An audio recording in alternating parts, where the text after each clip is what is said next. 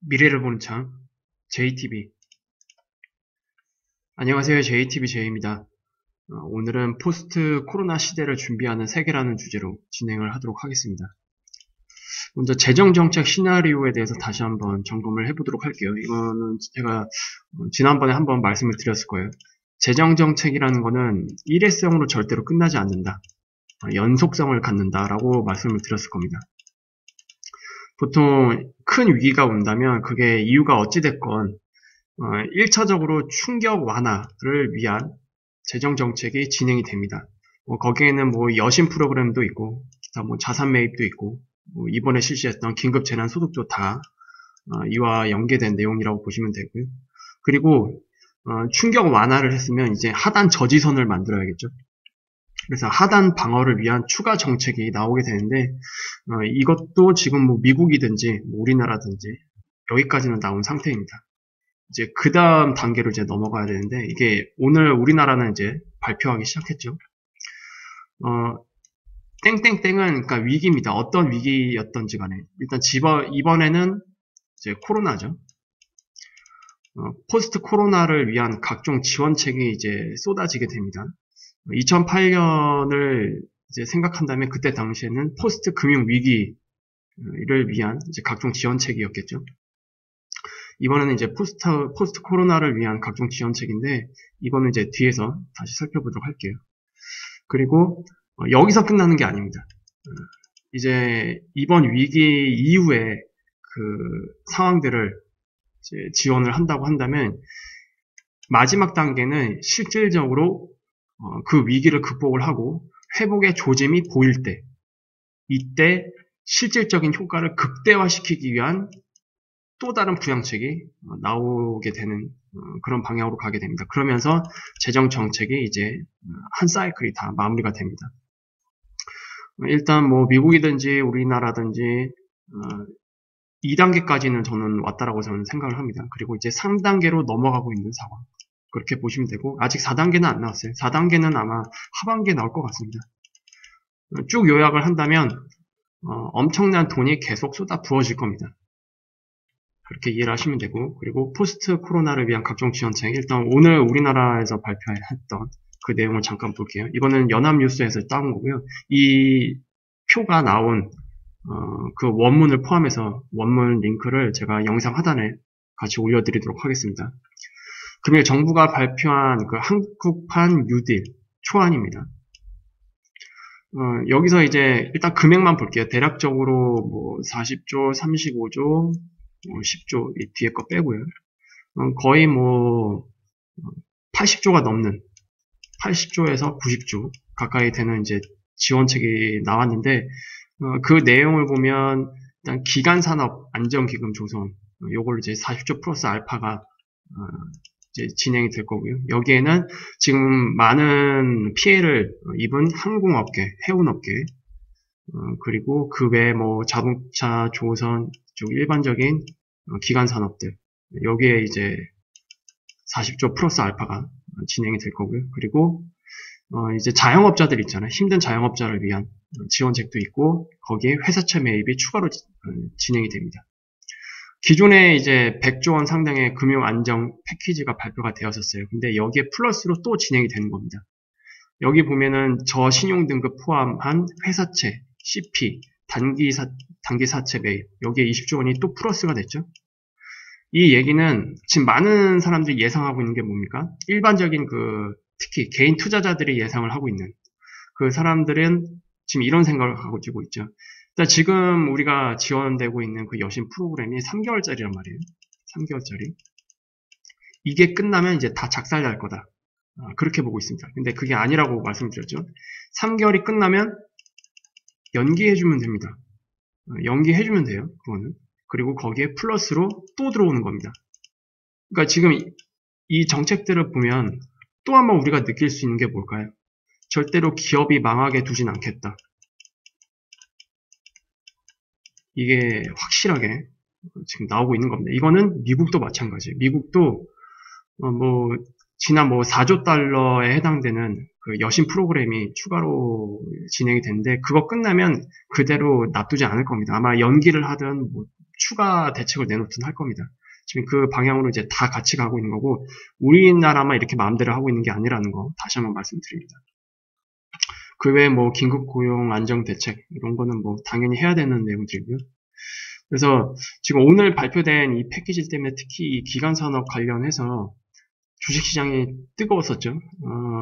그리고 지금 단기 조정 장세이긴 한데 이상하게 하락을 하면은 지금 계속 기관 쪽에서 계속 이제 자금이 들어오고 있습니다. 그래서 증시를 강하게 떠받치고 있는 모습을 보고 있는데 우리나라도 오늘 거의 코스피가 마이너스 2% 가까이 갔다가 종가상으로는 플러스 1% 이상 넘게 이제 상승을 하는 그런 모습을 보여줬는데 결국 바닥에서 오늘 3% 급등하는 그런 장세를 만들어낸 상태입니다. 근데 이런 형태가 뭐 우리나라뿐만이 아니고 전 세계적으로 같이 저는 진행이 될 거라고 저는 생각을 합니다. 그리고 여기에 우리가 추가로 봐야 될 거는 디지털 뉴딜 정책도 이제 준비를 하고 있습니다. 디지털 뉴딜이라고 한다면 계속 말씀드렸죠. 이번 코로나가 불러온 그 4차 산업 시대로의 그 이행. 요것 때문에 비대면 산업 쪽으로 굉장히 큰 투자가 진행이 되고 어쩔 수 없이 우리는 이쪽으로 다 넘어가야 된다라고 말씀드렸죠. 그래서 정부에서도 이 디지털 뉴딜 정책을 이제 따로 발표를 할 것 같아요. 여기 일단 지금 나오는 기사로 보면은 디지털 산업 그리고 비대면 산업. 그래서 요약을 하자면 4차 산업 시대로의 이행을 위한 신성장 동력에 투자를 하겠다. 그러니까 이 위기를 겪고 잘 이겨내는 거 좋다 이거예요. 그럼 그 이유 거기에 플러스 성장을 해야 될 거 아니에요. 그 성장 모멘텀을 만드는 게 바로 이쪽 4차 산업 쪽으로 이제 하겠다. 그것도 이제 정부의 정책 방향입니다. 그리고 정부의 정책 방향을 넘어서서 전 세계적인 추세가 그렇죠. 이걸 좀 요약을 해본다면 뭐 여러분들이 잘 알고 계시는 클라우드 그리고 빅데이터 이런 것들이 있겠고요. 그리고 여기에는 당연히 반도체 쪽도 다 공통적으로 들어갑니다. 그리고 이제 산업으로 보면은 가장 핵심 산업이 뭐가 있을까요? 4차 산업 시대 중에서 자율주행이죠.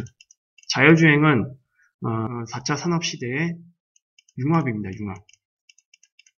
여러 가지 섹터들이 융합이 돼서 이제 만들어지는 거예요.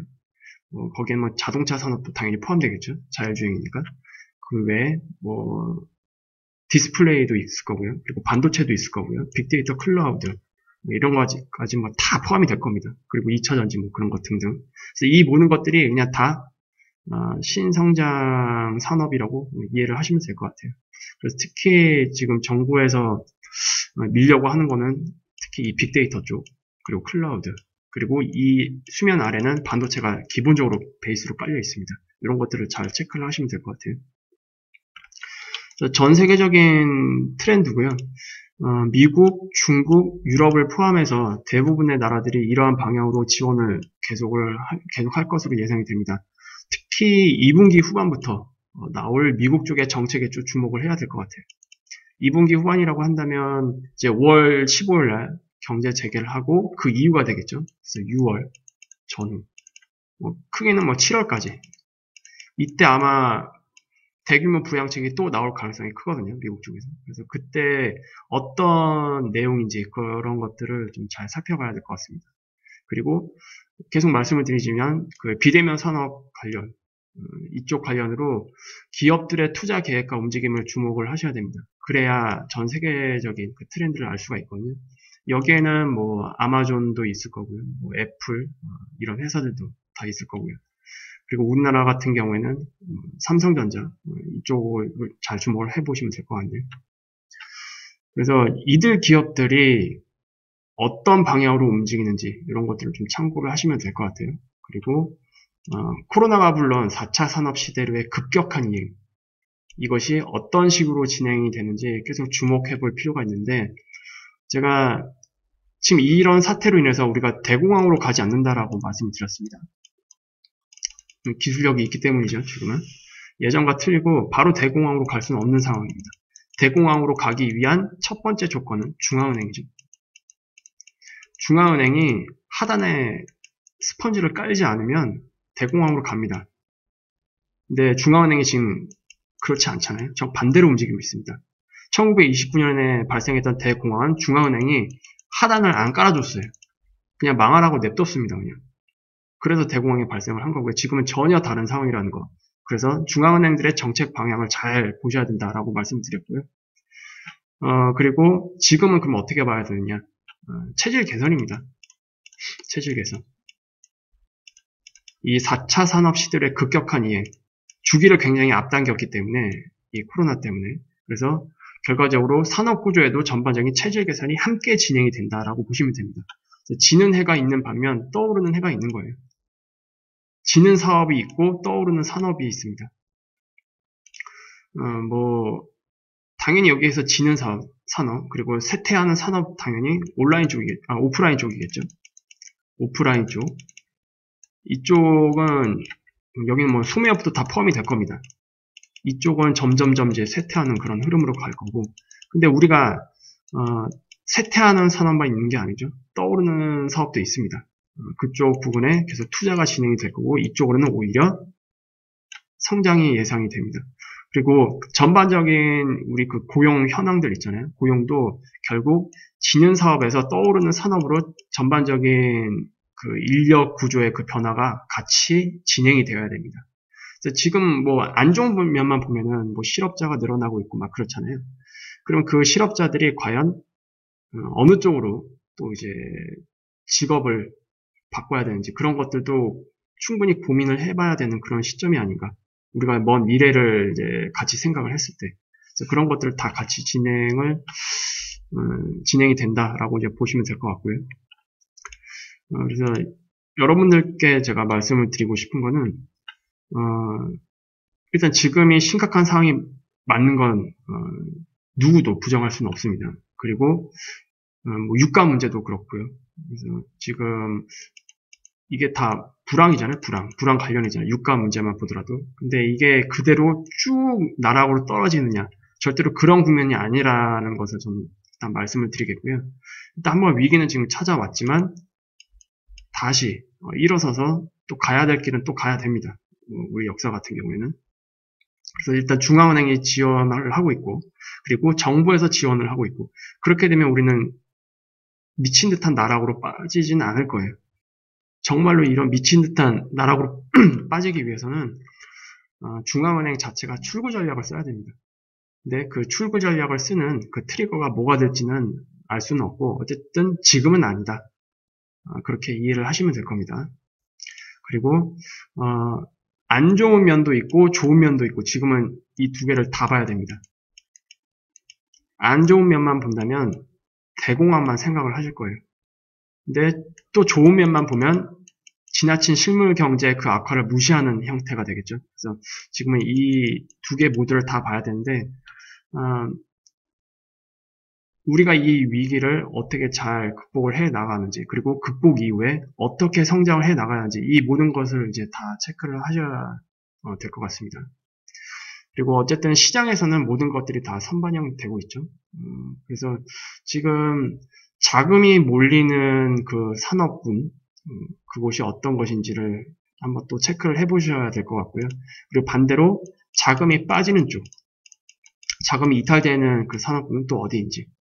그래서 크게 봤을 때는 이 투자 세계도 같이 그 흐름을 보셔야 되고요. 그리고 실물 경제에서도 산업 구조를 봤을 때 어디에서 어디로 이동이 되고 있는지 이런 것들을 본다면 당연히 인력 구조도 같이 이 방향을 보고 이제 생각을 하셔야겠죠.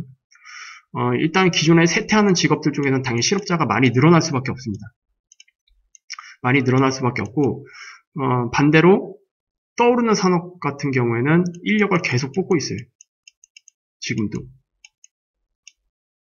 이런 것들을 이제 같이 놓고 보셔야 됩니다. 그리고 이렇게 산업 구조의 체질 개선이 진행이 될 때는 기존 쇠퇴하는 산업에 일했던 그런 분들은 어쩔 수 없이 흐름상 피해자가 될 수밖에 없거든요. 반대로 이런 산업 구조의 그 체질 개선 때문에 오히려 수혜를 보는 사람들도 있을 거란 말이에요. 그래서 지금은 어쩔 수 없이 수혜자 그리고 피해자가 같이 공존하는 그런 과도기에 있는 상태입니다. 근데 이런 피해자에 위치한 이런 분들은 결국 정부 정책으로 커버를 해줘야 됩니다. 그래서 지금 나오는 것들이 바로 그런 것들이에요. 여기도 말씀드렸다시피 긴급고용 안정 대책이라든지 뭐 소상공인 지원이라든지 이런 것들은 이제 계속 진행이 될 겁니다. 계속 진행이 될 거고 뭐 제가 계속 말씀드렸지만 그 정부의 정책, 특히 재정정책 같은 경우는 일회성으로 끝나지 않는다라고 말씀을 드렸습니다. 지금 전 세계적으로 어떻게 해서든 망하지 않는 길로 가기 위해서 계속 지원을 하려고 하는 그런 강력한 의지를 보여주고 있기 때문에 여러분들 이 점을 좀 고려를 해서 지금의 그 상황을 보시면 될 것 같습니다. 그래서 오늘 영상은 이 정도로 좀 간단하게 마무리 짓도록 할게요. 지금 특히 시장에 여러 가지 찌라시가 많이 지금 나돌고 있는 상태입니다. 특히 그 북한 관련해서 확실하지 않은 그런 정보들이 많이 지금 떠돌고 있는데 이런 것들은 뭐 지난 과거에도 계속 있었고 어느 정도 좀 시간이 지나면 확실한 그 팩트들이 이제 수면 위로 떠오를 거거든요. 그래서 그때까지는 뭐 이런 찌라시에 크게 뭐 반응하실 필요는 없습니다. 그리고 시장에 투자하시는 분들도 지금 굉장히 어려운 구간에 있잖아요. 큰 조정이 시작될지 아니면 단기 조정 장세일지 아니면 이대로 그냥 또 상승해 버릴지 굉장히 복잡한 그 심리가 깔려있는 그런 상황인데 제가 좀 이 부분에 대해서 말씀을 드릴 게 있다면 지금은 그냥 정석적인 답변밖에 드릴 수가 없습니다. 조정식 분할 이거밖에 드릴 수가 없어요. 그만큼 어려운 장세이기 때문에 제가 멤버십 분들한테는 지금 장세가 3월달에 폭락했었던 그 시장보다도 훨씬 더 어렵다라고 제가 말씀드렸거든요. 그 이유는 굉장히 대응이 어려운 시장이기 때문에 신규 진입하기에도 뭐하고 그렇다라고 지나친 하방을 보기에도 좀 그렇고 이제 애매한 상황, 누구도 알 수 없는 상황, 그리고 수많은 심리가 공존하는 딱 그런 시점, 이런 시점이기 때문에 굉장히 어렵다라고 제가 말씀을 드렸습니다. 그래서 결과적으로 이런 정책 방향들을 일단 큰 줄기로 보시고요. 정부와 중앙은행이 어떤 방향으로 가려고 하는지 그 큰 줄기를 일단 체크를 하시면 내가 어떻게 접근을 해야겠다라는 게 이제 어느 정도 정리가 되실 겁니다. 좀 그렇게 이해를 하시면 될 것 같아요. 유익한 영상이 되셨다면 구독, 알람, 좋아요 부탁드리고요. 다음 주 월요일날 다시 찾아뵙도록 하겠습니다. 멤버십 분들은 금요일날 다시 찾아뵙도록 할게요. 감사합니다.